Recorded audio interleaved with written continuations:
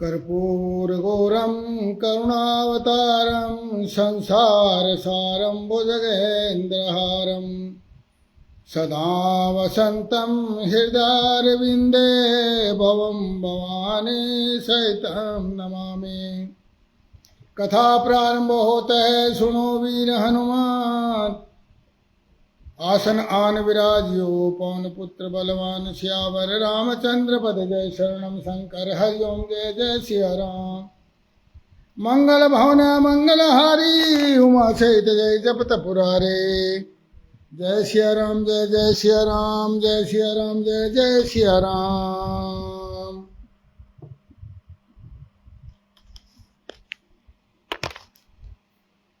आज कथा कुछ मौसम खराब के कारण थोड़ी सी पहले शुरू कर दी है।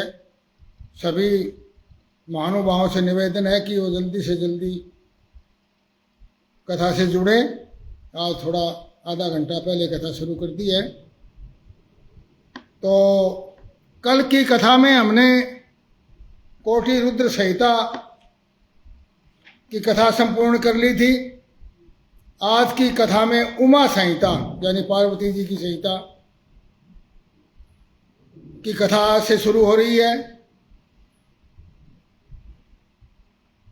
ऋषि बोले, महाज्ञानी व शिष्य सूत जी आपको नमस्कार है। आपने हमें चौथी संहिता सुना दी है कोटि रुद्र नामक की। अब पांचवी संहिता उमा संहिता हमें सुनाइए।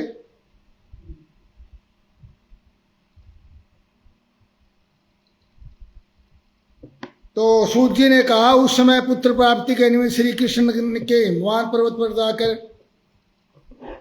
महर्षि उपमन्यु से मिलने और उनकी बताई हुई पद्धति के अनुसार भगवान शिव की प्रसन्नता के लिए तप करने और उनके तप से प्रसन्न होकर पार्वती कार्तिकेय गणेश शिव के प्रकट होने और श्री कृष्ण के द्वारा स्तुति पूर्वक वरदान मांगने की कथा सुनाकर सनत कुमार जी ने कहा, श्री कृष्ण का वचन सुनकर भगवान भव उनसे बोले, वासुदेव तुमने जो कुछ मनोरथ किया वह सब पूर्ण होगा। यादवेंद्र तुमने सांब नाम से प्रसिद्ध एक महाकर पराक्रमी बलवान पुत्र प्राप्त होगा। और एक समय मुनियों ने भयानक संवर्तक यानी प्रलयंकर सूर्य को श्राप दिया था कि तुम मनुष्य योनि में उत्पन्न हो जाओगे, अतः वे संवर्तक सूर्य ही तुम्हारे पुत्र होंगे। हर हर महादेव। जय प्रकाश शर्मा जी, हर हर महादेव।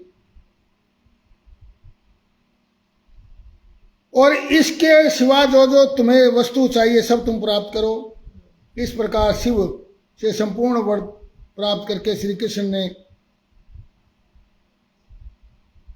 भगवान शिव को संतुष्ट किया। उसके पश्चात गिरजा कुमारी शिवा ने भी प्रसन्न होकर कहा, परम बुद्धिमान वसुदेव नंदन श्री कृष्ण, मैं तुमसे बहुत प्रसन्न हूं। तो बोले, यदि देवी आप प्रसन्न है तो मैं आपसे ये वर मांगना चाह रहा हूं कि मेरा सदा मन जो है ब्राह्मणों के प्रति मेरे मन में कभी भी द्वेष न आए। भाई ये वरदान मांगा और मैं हमेशा द्विजों यानी ब्राह्मणों का पूजन करता रहूं। मेरे माता पिता सदा मुझसे संतुष्ट रहें और जहां कहीं भी जाऊं समस्त प्राणियों के प्रति मेरे हृदय में अनुकूल भाव रहे। मैं सैकड़ों यज्ञ करके इंद्र आदि सब देवताओं को तृप्त करूं। सभी प्राणियों के प्रति मेरे हृदय में प्रेम रहे और मेरी संतान भी आपकी कृपा से बहुत उत्तम हो। श्री कृष्ण का यह वचन सुनकर के सनातनी देवी और आपसे भी मेरा सहस्रों साधु सन्यासियों और अतिथियों को सदा अपने घर पर सदा पवित्र अन्न का भोजन कराऊं, क्योंकि आप मां अन्नपूर्णा भी हैं, पार्वती मां अन्नपूर्णा भी हैं। और भाई बंधुओं के साथ नित्य मेरा प्रेम बना रहे, मैं सदा संतुष्ट रहूं। पार्वती जी ने कहा, वासुदेव ऐसा ही हो तुम्हारा कल्याण होगा। और ऐसा कह करके पार्वती देवी और भगवान शंकर वहां से अंतर ध्यान हो गए।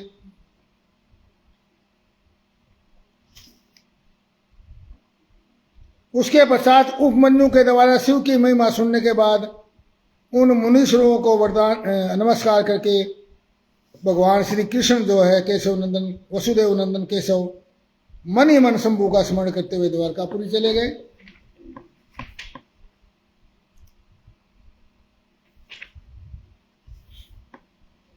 भगवान कृष्ण को उपमन्यु द्वारा जो कथा कही गई थी वो वायु संहिता में आगे आएगी। सनत कुमार जी कहते हैं, व्यास जी जो पाप परायण जीव महानरक के अधिकारी हैं उनका संक्षेप से परिचय दिया जाता है, सावधान होकर सुनो।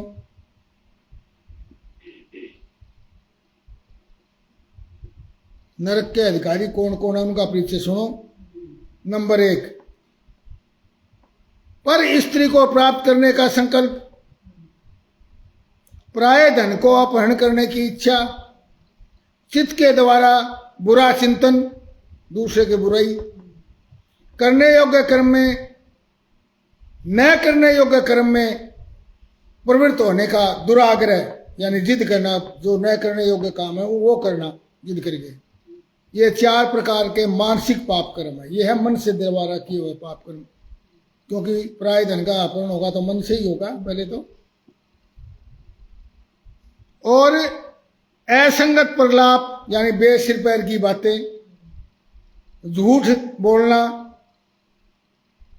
अप्रिय बोलना यानी कटु वचन बोलना, और पीठ पीछे चुगली खाना, ये 4 वाणी के द्वारा मनसा वाचा कर्मणा, मन वाणी और कर्म के द्वारा पाप होते हैं आदमी से। 3 तरह के पाप हैं, मानसिक पाप, वाणी के द्वारा वाचा पाप, वाचिक पाप और कर्म ना पाप। तो वाणी के द्वारा, बोलने के द्वारा कौन कौन से पाप होंगे? बेसिर पैर की बातें, झूठ बोलना, असंगत बोलना, अप्रिय बोलना यानी कटु बोलना, और पीठ पीछे चुगली खाना। इससे बड़ा कोई पाप ही नहीं है। हर हर महादेव। ये 4 वाणी के द्वारा यानी वाचिक पाप है। अब कर्म के द्वारा अभक्ष्य भक्षण, न खाने वाली चीज खाना, प्राणियों की हिंसा, व्यर्थ के कामों में लगना, फजूल के कामों में लगना, दूसरों के धन को हड़प लेना, ये 4 प्रकार के शारीरिक कर्म है, ये पाप कर्म है। यानी कर्म के द्वारा मानसा वाचा कर्मणा, तो शरीर के द्वारा कर्म होते हैं सारे। इस प्रकार ये 12 कर्म पाप कर्म बताए गए हैं, जो मन वाणी और शरीर यानी मन वाणी और शरीर के द्वारा इन 3 साधनों से संपन्न होते हैं। 12 तरह के पाप जो संसार सागर से पार उतारने वाले महादेव जी से द्वेष करते हैं, वे सब के सब नरकों के समुद्र में गिरते हैं। और जो शिव ज्ञान का उपदेश देने वाले तपस्वी की, गुरुजनों की, पिता ताऊ आदि की निंदा करते हैं, वे उन्मत्त मनुष्य नरक समुद्र में गिरते हैं। ब्रह्म हत्यारा, मदिरा पीने वाला यानी शराब पीने वाला, सोना चुराने वाला, गुरु पत्नी गामी, इन चारों से, ये चारों इनसे संपर्क रखने वाला भी ये 5वीं श्रेणी का पापी है। ये सब के सब महापापी कहे गए हैं। जो क्रोध से, लोभ से, भय से और द्वेष से ब्राह्मण के वध के लिए महान मर्म भेदी दोष का वर्णन करता है, वह ब्रह्म हत्यारा होता है। ब्राह्मण की हत्या करना ही ब्रह्म हत्या नहीं है। क्रोध से, लोभ से, भय से, द्वेष से ब्राह्मण के वध के लिए उस दोष का वर्णन जो करता है वो भी ब्रह्म हत्यारा होता है। जो ब्राह्मण को बुलाकर उसे कोई वस्तु देने के पश्चात उसे वापिस छीन लेता है देकर के दान, और जो निर्दोष पुरुष पर दोषारोपण करता है वह मनुष्य भी ब्रह्म हत्यारा होता है। जो भरी सभा में उदासीन भाव से बैठे हुए श्रेष्ठ ब्राह्मण को अपनी विद्या के अभिमान से अपमानित करके और उसे निस्तेज कर देता है या उसको मतलब चुप होने के लिए मजबूर कर देता है विद्वान को, उसे ब्रह्म हत्यारा कहा गया है। जो दूसरों के गुणों का भी, जो अच्छे गुण है दूसरों के सद्गुण है, उनका खंडन करके, बलपूर्वक खंडन करके झूठे गुणों द्वारा अपने आप को ऊंचा सिद्ध करता है, अपने आप को बड़ा सिद्ध करता है, वह निश्चय ही ब्रह्म हत्यारा होता है। जो सांडों द्वारा बाही जाती हुई गौओं के और गौओं के उपदेश ग्रहण करने के बीजों के कार्य में विघ्न डालते हैं, उसे ब्रह्म हत्यारा कहते हैं। जो देवताओं, ब्राह्मणों और गौओं के उपयोग के लिए दी हुई भूमि को हर लेता है, उसे ब्रह्म हत्यारा कहा गया है। देवताओं के लिए भूमि कौन सी होती है? मंदिर। और ब्राह्मण का धन नहीं, ब्राह्मणों, देवताओं और गौओं के, गौशाला की जमीन, गौचर भूमि, बणी, बणी क्या होती है? गौओं की चलने की जगह होती है। उस भूमि को ऊपर जो कब्जा करता है, लेता है या अन्याय से धन कमाता है, वो भी ब्रह्म हत्या, उसको का पाप लगता है। जिस किसी व्रत, नियम तथा यज्ञ को ग्रहण करके उसे त्याग देना, कोई व्रत ले लेना और फिर उसको त्याग देना बीच में, पंच महायज्ञों का अनुष्ठान न करना, यह भी महान पाप बताया गया है।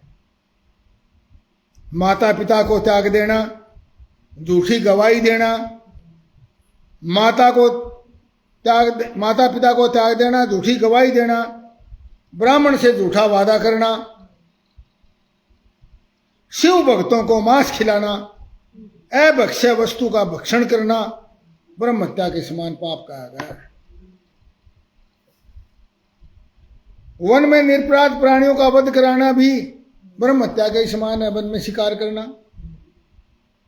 साधु पुरुष को चाहिए कि वह ब्राह्मण के धन को त्याग दे, ब्राह्मण के धन को छुए ही ना साधु पुरुष, उसे धर्म के कार्य में भी न लगाए। ये नहीं कि ब्राह्मण से छीन लिया फिर धर्म के काम में लगा दिया, अन्यथा ब्रह्म हत्या का दोष लगता है। गौओं के मार्ग में, वन में तथा गांव में जो लोग आग लगाते हैं, वे भी ब्रह्म हत्या का एक पाप करते हैं। गौ चढ़ने की रास्ता है, उसमें आग लगाना, वन में आग लगाना, हरे वृक्ष जलाना मतलब, और गांव में जो लोग गांव बसते, गांव में आग लगा देना, ये भी ब्रह्म हत्या है। ब्राह्मण के द्रव्य का अपहरण करना और पैतृक संपत्ति के बंटवारे में उल्ट फेर करना। जो माता पिता, दादा परदादा से जमीन मिली हुई है, जायदाद मिली हुई है, संपत्ति मिली है, उस बंटवारे में भी हेरफेर करना, उल्ट फेर करना। अत्यंत अभिमान, अत्यंत अधिक क्रोध करना, पाखंड फैलाना, कृतघ्नता करना, विषयों में अत्यंत आसक्त होना, कंजूसी करना, सत्पुरुषों से द्वेष रखना, पर स्त्री समागम, श्रेष्ठ कुल की कन्याओं को कलंकित करना, यज्ञ बाग बगीचे सरोवर तथा स्त्री पुरुषों का विक्रय करना। यज्ञ का विक्रय करना, हवन को बेचना, और बाग बगीचों को बेचना, सरोवर को बेचना, स्त्री पुरुषों को बेचना, तीर्थ यात्रा, उपवास, व्रत और जनेऊ आदि का सौदा करना, स्त्री के धन से जीविका चलाना। अब स्त्री के धन, स्त्री धन कमा करके आजकल तो ये आम ही बात होगी है। स्त्री के धन से अपना गुजारा करना ये शास्त्रों में बहुत निंदित कर्म कहा गया, परंतु आजकल युग में ये सबसे ऊंचा कर्म हो गया है। आपका अकेले नौकरी से पेट नहीं भरता, घर वाले भी नौकरी करो, हम दोनों भी करें, और फिर भी पेट नहीं भरता, फिर उसके बाद रिश्वत, चोरी, ठगी और वो अलग रहेगी।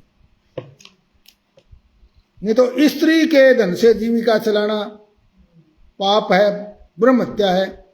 स्त्रियों के अत्यंत वशीभूत हो जाना, स्त्रियों की रक्षा न करना, छल से पराई स्त्रियों का सेवन करना, ब्रह्मचारी आदि व्रतों को त्यागना, दूसरों के आचार का सेवन करना, जो दूसरों का धर्म है उसका पालन करना, सूखे तर्क का सहारा लेना, देवता, अग्नि, गुरु, साधु, ब्राह्मण की निंदा करना, पितृयज्ञ और देव यज्ञ को त्याग देना, अपने कर्मों को छोड़ देना, बुरे स्वभाव को अपनाना,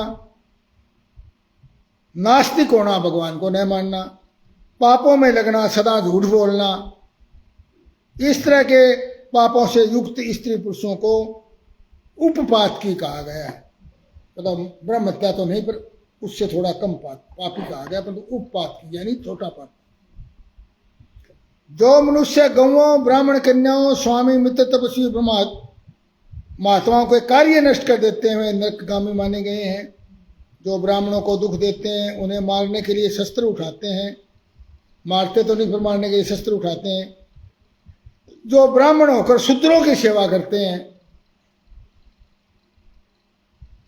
जो कामवश मदिरा पान करते हैं, और जो पाप परायण, क्रूर, हिंसा के प्रेमी है, जो गौशाला में, अग्नि में, जल में, सड़क पर, पेड़ की छाया में, पर्वतों में पर और बगीचों और देव मंदिर के आसपास मल मूत्र का त्याग करते हैं, वो पाप के भागी बनते हैं। बांस, ईंट, पत्थर, काठ, सींग और कील द्वारा जो रास्ता रोकते हैं, दूसरों के खेत आदि की डोल काट देते हैं। आजकल ये भी बड़ा चला हुआ है, आपस में दो पड़ोसियों की खेत में बीच में है, उस डोली को छांगते हैं बीच में, उसमें कितना फर्क पड़ जाएगा। बस नीयत माड़ी, पाप की नीयत। दूसरों के खेत की सीमा यानी मेड़ को ही मिटा देते हैं, छल से शासन करते हैं, छल कपट के कार्यों में लगे रहते हैं, झूठ बोल कर छल करके के वोट प्राप्त करके और राजा बन जाते हैं। आजकल किसी को ठग कर लाए हुए पाक अन्न और वस्त्रों को छल से उपयोग करते हैं। जो स्त्री, पुरुष, मित्र, बाल, वृद्ध, दुर्बल, आतुर, नौकर, अतिथि और बंधु दोनों को भूखे छोड़ करके स्वयं खा लेते हैं, वो पापी होते हैं। जो जितेंद्रिय पुरुष स्वयं नियमों को ग्रहण करके फिर उन्हें त्याग देते हैं, संन्यास धारण करके फिर से घर बसा लेते हैं। ये देखिए, महाराज बन गए फिर दोबारा गृहस्थी में आ जाते हैं। और जो शिव प्रतिमा का भेदन करने वाले हैं, गौओं को क्रूरतापूर्वक मारते हैं, उनका बार बार दमन करते हैं, जो दुर्बल पशुओं का पोषण नहीं करते हैं, सदा उन्हें छोड़े रखते हैं। बैल बूढ़ा हो गया, कमजोर हो गया, उसको छोड़ दिया है। गाय कमजोर होगी, कुत्ता पाला परंतु वो बिल्कुल कमजोर हो गया तो उसको छोड़ दिया। दुर्बल पशुओं का पोषण नहीं करते, सदा उन्हें छोड़े रखते हैं, अधिक भार लाद करके पीड़ा देते हैं। बूढ़ा होने पर भी अधिक बैल पर अधिक बोझ डाल देते हैं, सहन न होने पर भी बलपूर्वक उन्हें हलिया गाड़ी में जोतते हैं और बहुत अधिक बोझ खिंचवाते हैं, जो और उनको बिना खिलाए बाहर ढोने और हल खींचने के काम में जोत देते हैं। बंधे हुए भूखे पशुओं को चरने के लिए नहीं छोड़ते। बाहर से घायल, रोग से पीड़ित और भूख से आतुर गाय बैलों को की सेवा नहीं करते, वे सब के सब गौ हत्यारे और नरकगामी मारने गए। हर हर महादेव। जो पापी मनुष्य बैलों के अंडकोश कुटवाते हैं, बंधा गाय को जोतते हैं, गा ब्यावा कौन तो बोला उसने मत जोत दो गाय, वे महानारकी हैं। जो आशा से घर पर आए हुए, भूख प्यास और परिश्रम से कष्ट पाते हुए अन्न की इच्छा रखने वाले अतिथियों और नाथों, स्वाधीन पुरुषों, दीनों, बाल, वृद्ध, दुर्बल, रोगियों पर कृपा नहीं करते, वे मूढ़ नरक के समुद्र में गिरते हैं। मनुष्य जब मरता है तब उसका कमाया हुआ धन घर में ही रह जाता है। भाई बंधु भी शमशान तक जाकर लौट जाते हैं, केवल उसके किए हुए पाप और पुण्य ही परलोक के पथ पर जाने वाले उस जीव के साथ जाते हैं। हर हर महादेव। ये सूत्र है। 7 सिर्फ कर्म जाते हैं और कोई किसी का कोई नहीं, बिल्कुल भी साथ नहीं जाता। शमशान पर से जाने के बाद तो सारे ही वापस आ जाते हैं। हद से हद मरे हो गए, शमशान तक जलाने के लिए जाते हैं। जो औचित्य की सीमा को लांघ करके मनमाना कर वसूल करता है और दूसरों को दंड देने में ही रुचि रखता है, वह राजा नरक में पकाया जाता है। जिस राजा के राज्य में प्रजा घूसखोरों, अपनी रुचि के अनुसार कम दाम देकर अधिक कीमत का माल लेने वाले अधिकारियों और चोर और डाकुओं द्वारा सताई जाती है, वह राजा भी नरक में पकाया जाता है, कढ़ाई में तेल में पकाया जाता है। पराई स्त्रियों के साथ व्यभिचार, चोरी करने वाले प्रचंड पुरुष को जो पाप लगता है, वही पर स्त्रीगामी राजा को भी पाप लगता है। जो साधु को चोर और चोर को साधु समझता है, जो बिना विचारे ही निरपराध को प्राण दंड दे देता है, वह राजा नरक में पड़ता है। जिस किसी पराये द्रव्य को सरसों बराबर भी चुरा लेने से मनुष्य नरक में गिरते हैं, इसमें संशय नहीं। दूर से कहा सरसों के दाने के बराबर भी धन चुरा लिया ना आपने, तो भी नरक में गिरना पड़ेगा पराये धन को। और इसीलिए कहा है मातृवर प्रदारेशु परदर्वेशु लोष्टवत आत्मवत सर्वभूतेषु ये पश्यति से पंडित है। जो ज्ञानी पुरुष होता है वो पराई स्त्री को माता के समान और दूसरे के धन को विष्ठा के समान या मिट्टी के समान और सभी प्राणियों को जीव जंतुओं समेत अपने समान आत्मवत यानी अपने समान समझता है। वो ही पंडित है, वही ज्ञानी है, वही विद्वान है।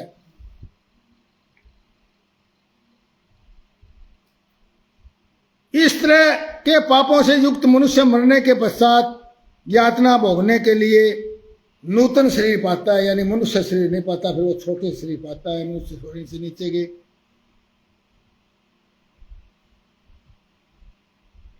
इसलिए किए हुए पाप का प्रायश्चित कर लेना चाहिए। इसलिए विधान क्या है, आपसे पाप हो गया है, आपको पता लग गया कि पाप कर दिया है, तो उसके बाद उसका प्रायश्चित करना चाहिए, नहीं तो वो पाप आगे नरक में डालेंगे प्रायश्चित नहीं किया तो। अन्यथा 100 करोड़ कल्पों में भी बिना भोगे हुए पाप का नाश नहीं हो सकता। हर हर महादेव। अब ये है सूत्र, कोई पूजा पाठ जप हवन तप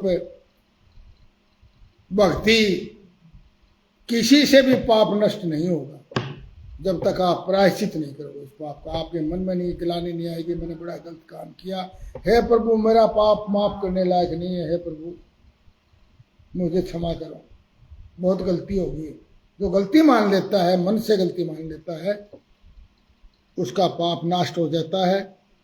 जो मन वाणी शरीर द्वारा स्वयं पाप करता दूसरों से कराता है और किसी के दूसरे के दुष्कर्म को भी अच्छा बताता है, पाप करे वो दूसरे पापी को उन्होंने कहना ये तो ठीक है, उसके लिए भी नरक का ही फल है।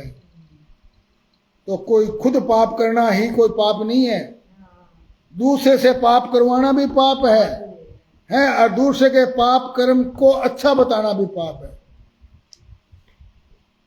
पापी को अच्छा कहना भी पाप है और उसका फल नरक है। संत कुमार जी कहते हैं, व्यास जी मनुष्य 4 प्रकार के पापों से यमलोक में जाते हैं। 12 तरह के पाप बताए थे ना, 4 तरह के पापों से यमलोक में जाना पड़ेगा। यमलोक अत्यंत भयंकर भयदायक है, वहां समस्त देहधारियों को विवश होकर जाना पड़ता है। ऐसे प्राणी नहीं है जो यमलोक में न जाते हो। एक बार तो यमलोक में सब प्राणी को जाना पड़ता है और किए हुए कर्म का फल कर्ता को अवश्य भोगना पड़ता है। इसका विचार करो। जीवों में जो शुभ कर्म करने वाले सौम्य चित्त दयालु हैं, वे सौम्य मार्ग से यानी शांत मार्ग से यमपुरी के पूर्व द्वार को जाते हैं।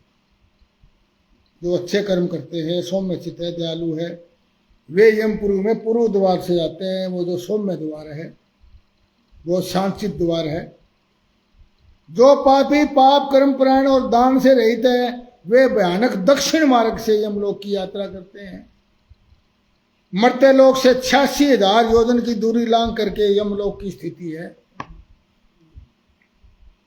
पुण्य कर्म करने वाले लोगों को तो वह नगर निकटवर्ती छाई जाना पड़ता है। पूर्व द्वार तो आता ही आता, बहुत जल्दी आता है पुण्य कर्म करने वालों के लिए, परंतु भयानक मार्ग से यात्रा करने वाले पापियों को वह बहुत दूर दिखाई देता है। दक्षिण मार्ग वालों को वहां का मार्ग कहीं तो तीखे कांटों से युक्त है, कहीं कंकड़ों से व्याप्त है, कहीं छुरे की धार के समान तीखे पत्थर उस मार्ग पर पड़े हुए हैं, कहीं भारी कीचड़ फैली हुई है कहीं यमपुरी के मार्ग में लोहे की सुई के समान तीखे डाब फैले हुए।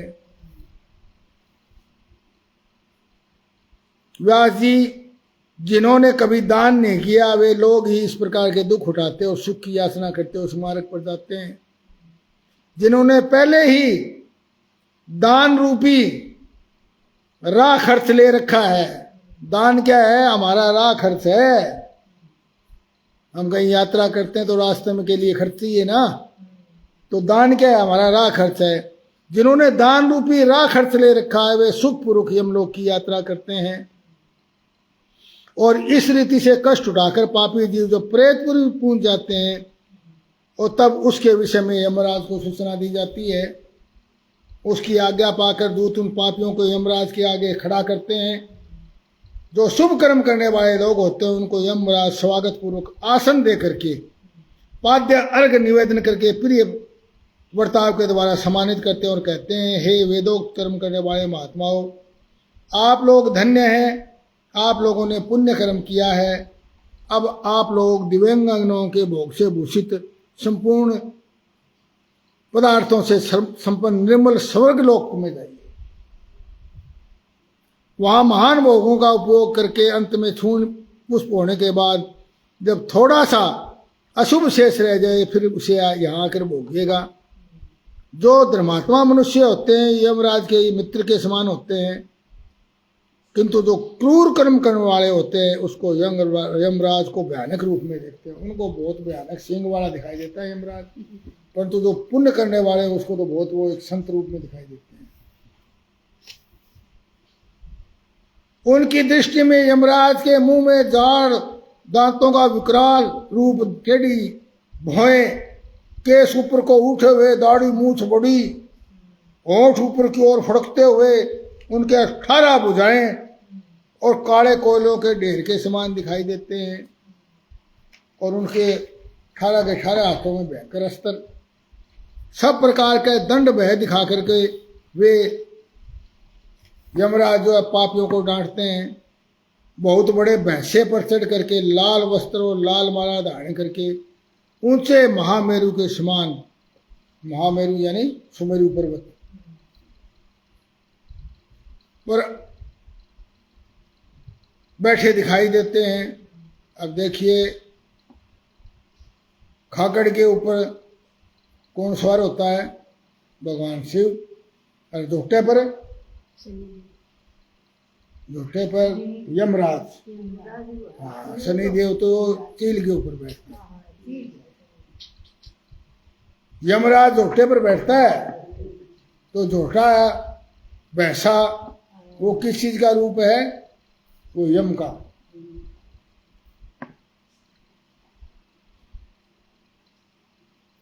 और उनके मुंह से आग निकलती है। उनका शब्द जिस तरह बादल गरजते उस तरह के शब्द होते हैं। उनके समीप प्रलय काल की अग्नि के समान मृत्यु के देवता खड़े रहते हैं। काजल के समान काले काले काल देवता, उनके शिवा मारी उग्र महामारी, भयंकर काल रातें, अनेक प्रकार के रोग, भांति भांति के भयावह कुष्ठ मूर्तिमान होकर के रोग जो है कोढ़, हाथों में शक्ति शूल अंकुश पाद चक्कर खड़ग लिए रहते हैं। वज्र तुल्य मुख धारण करने वाले रुद्रगण तर्कस और मनुष्य धारण किए उपस्थित होते हैं। सभी नाना प्रकार के आयुध धारण करने वाले महान वीर एवं भयंकर हैं। उनके अतिरिक्त असंख्य महावीर यमदूत काले कोयले के समान जिनकी शकल काली होती है, ऐसे परिवार से घिरे हुए घोर यमराज भीषण चित्रगुप्त को पापिष्ट प्राणी देखते हैं। यमराज और उन पाप कर्मियों को बहुत डांटते हैं और भगवान चित्रगुप्त धर्मयुक्त वचनों के द्वारा उन्हें समझाते हैं। कथा समापत होते है सुनो वीर हनुमान, शिव पुराण शिवलोक में आप करो विश्राम। सियावर रामचंद्र पद जय, शरणम शंकर हरिओम जय जय सिया राम। हर हर महादेव।